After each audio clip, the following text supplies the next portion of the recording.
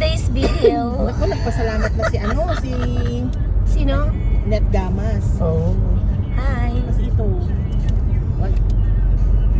First gala of the year. Yeah. Kasi medyo hindi tayo naging maayos sa buwan ng January. So, ngayon, kahit na ano pang weather yan, minus 64 lalarga pa rin kami. Kasi, alam mo na, di ba? Pero at least swerte kasi walang ulan. Walang ulan, yun lang yun. Ang aming ipinagdarasal. Di ba? So, yun, mga kapatid. So, going there and here and everywhere kami ngayon. For today's video. Di ba? Ang ganda. Dito nga ako mag-inarte. Kasama namin ang original na Dora. Correct. Buti na lang merong handang sumama. Kahit makukulit ang mga pasahero. Diba? So, yung ipupuntahan natin within the area. Within the area pero never been there. Never heard. Oo, yeah, never heard. 3 years na ako dito. Magti 3 years na ako dito pero hindi ko pa ito napupuntahan. Pero neighboring town ito. City ba? The smallest city. Yeah. So, hindi ko muna i-reveal kung saang parte ng daigdig ito para surprise naman para mas intense yung feelings and emotions pag nakita nyo na siya. Diba? Pero, pwede nyo nang i-google. It's known to be the smallest city in the universe. In the world. Yeah, totoo po yun. And very rich ang kanilang culture. Rich din yung mga tao doon, I'm very sure. Kasi Magiganda rin mga tao doon, sasakupin ng mga pangit ngayong araw na to. yun lang ang problema doon. Magaganda yung mga tao doon, pero bibisitahin ko. At maraming turista. Yes, feeling tourist tayo for today's video, di ba? Wala namang masama doon. Di ba? Basta may pang gasolina ka. Basta may pambayad ka sa gasolina, check na yun. Di ba? Kasi January failed kami, hindi kami nakalarga to complete the 12 months of lakwatsahan. Oo, kasi yun ang ating priority, hindi na priority, yun yung ating relaxation technique. Marami tayong ways, yung iba nag-gym, yung iba nagda-dance, Yung iba nangangapit, yung iba naghahanap. yung iba nangaagaw ng asawa. Ay, wag naman tayo doon parte. Doon lang tayo sa acceptable by the environmentalist, mga ganon.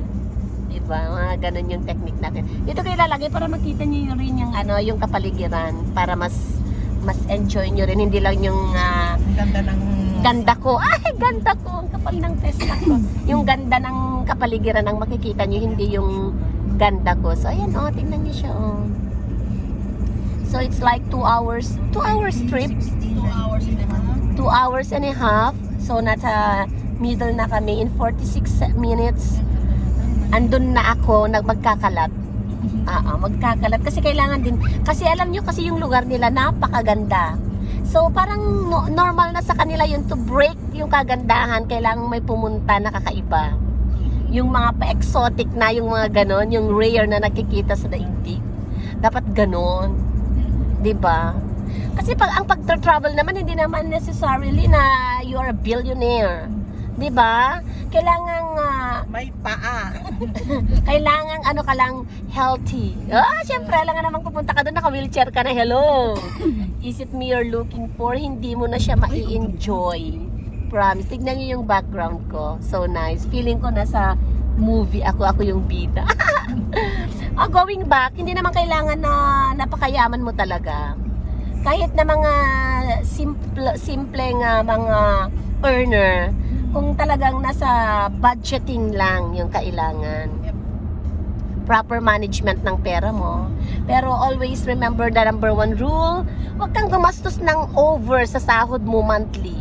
Or else, mailulubog ka sa pagkakautang. Lalo at mabisyo ka pa. Yes, materially, mga damit, shoes and everything. Ang nag-advise sa akin nun isang babae. Isang babae na takot ng mautangan.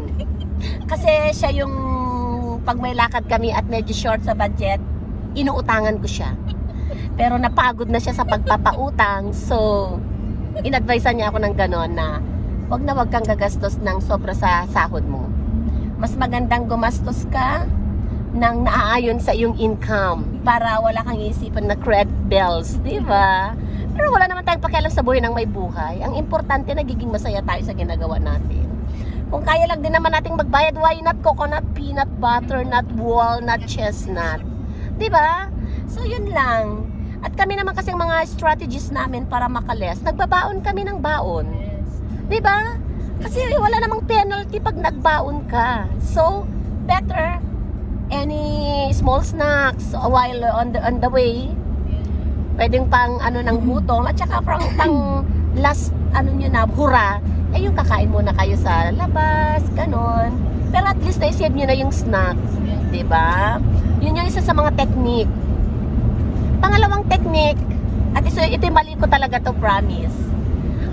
All along, akala ko napakalamig kasi negative 64. So, feel ko pinagpatong-patong ko ang aking thermal na padamit. Knowing na mga 5 lang pala.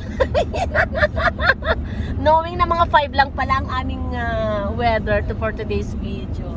Pero okay lang yun kasi adjustable. Rather than magsuot ka ng manipis, no choice ka na.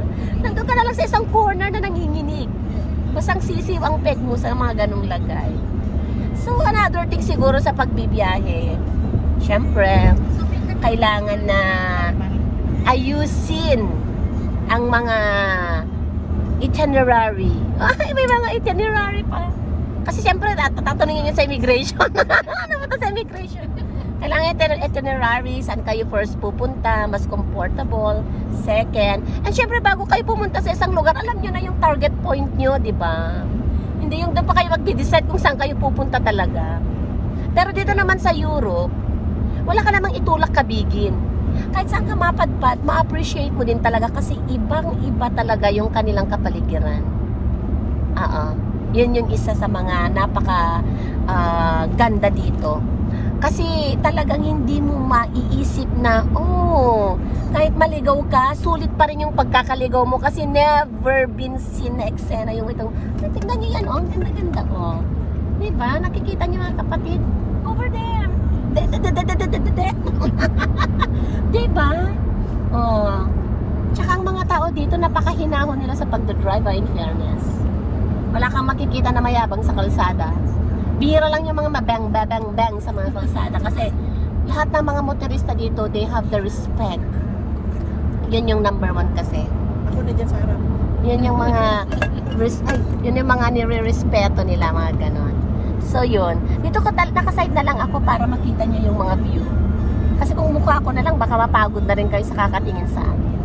So yun lang naman yung aking mga maipapayo. At saka dapat na ready ka sa anumang weather. At saka always na mag-ingat. Kasi kahit na gaano kabait yung mga tao doon, gaano kaganda yung kapaligiran, syempre, kailangan pa rin safety. Kasi you are a foreigner. You are a foreigner in that place. Kaya syempre, konting adjustment, lalo na kapag first time mong pumunta. What else to say? Syempre, kailangan din mga water. Mga pagkain talaga, hindi nakakalimutan. Hydrate. Ganun lang yun. Kasi dito, pag malamig, nakakalimutan mo nang uminom ng tubig kasi puro lamig na iniisip mo. Tapos, hindi usang diaper ng mga... Yun naman kasi, no? Pag nagbibiyahe, ihi ka ng ihi. So, finally, tingnan nyo siya, mga kapatid, Tingnan nyo, Ang ganda niya, di ba? Di ba? Ako na lang mag-a-adjust. Di ba ang ganda niya? Tsaka namimiss ko na kasi yung araw. Ilang months na kaming hindi naaarawan, nakakaloka. At tsaka yung shades ko kasi dagdag ganda din ito, mga totoo po yun. Kasi natatakpan yung aking mga imperfections. Di ba? Tingnan mo ang ganda. So, natatakpan yung aking mga imperfections, ganon. Siyempre, ilang buwan kami na matamlay kami. Ilang buwan na kaming matamlay. Wala kaming kakayanan na, kung Diyos ko, kung mayroon lang kaming power, pero ang ganda talaga. Tingnan niyo siya, Diba? Beautiful Europe. Beautiful. Actually, nandito ako ngayon sa Belgium. Binisita ko ang aking mga dapat bisitahin kasi alam ko sila lang makakapag satisfy sa aking hunger ng pamamasyal kasi pwede silang utangan. Yun ang pinaka-point. Huwag kang pumunta sa mga lugar na walang magpapautang sa iyo. Basta ang importante bago sa susunod na schedule ng biyahe, magbayad ka para pautangin ka ulit. Yun lang naman yun na parang buang pag-uutang parang cycle, di ba? Bayad ka, utang ka, ganun. Kaya huwag kang matakot. Gayahin niyo ako. Umuutang ako pag nagbibiyahe kami, bakit ba? Anong problema niyo? No, it's joke lang. Para lang may mapag-usapan tayo. Hello, 13 minutes na magyayaw-yaw ka. Wala kang maipang maisip. Basta enjoy lang natin ang ating buhay. Kung saan man tayong istasyon ng ating buhay, nasa problema, situation, nandun man tayo sa mga pagsubok, huwag niyong i-focus masyado. Kasi may mga bagay na hindi natin kontrolado. So, anong gagawin natin? Hayaan lang natin siya, lilipas din yan. Correct. Lilipas din ang mga bagay na yan. Kasi pag dinibdib mo, lugi ka, papangit ka, hindi mo na may tago yung imperfections mo kahit mag-sunglasses ka pa. Kaya mas okay, go with the flow. Kalimutan ang problema, even for a while. Kasi ang problema, nandyan lang naman yan eh. Nasa sayo na yan kung gusto mong tambayan o daanan mo lang. Diba? Kaya challenge yourself. 2025 na tayo, no? Ano na ngayon? Ano na tayo ngayon? Generation, tapos na ang millennial, tapos na ang generation alpha. Alpha ba? Or, oo. Imagine that, naabutan pa natin yung ganung generation. So, let's take life lighter. O, di ba? Akala mo naman walang pinagdadaanan pag ganung pag-a-advise. No? Akala mo napaka-perfect ko. Hindi ho, nagkakamali din ho ako. Hindi ba ako perfect? Di ba? So, yun lang yun. Ganun lang yun yung sistema ng buhay natin. Go with the flow. May mga bagay na hindi natin kayang isolve, then let it be. Basta magdasal lang tayo, yun ang importante. Huwag tayong makakalimot. Alagaan natin ang ating mga sarili. Diba? At syempre, dahil ako ay si Kakang Food Cravings, ang mga paa ay laging takam na takam sa gala. Gumala ka habang bata ka, day. Huwag mong iisipin na walang magtutulak sa wheelchair mo kapag gusto mo nang gumala. Kasi, syempre, burden sa kanila yun. Totoo yun. Kaya habang kaya mo, gumala ka. Yun ang aking payo for today's video. So, sana nagustuhan nyo. Tabangan ang mga susunod pang mga kaganapan sa unang lakwatsa ni Kakang Dalikan sa taong ito. Yes. So, see you on my next video. Bye! Nabingo yung driver. So, diba? Yes. So, diba natuwa siya? So, another na naman ang kagandahan niya ng mga cells niya nag-expand. Dahil smile, smile, smile, at lumarga ka habang kaya mo paday. Bye!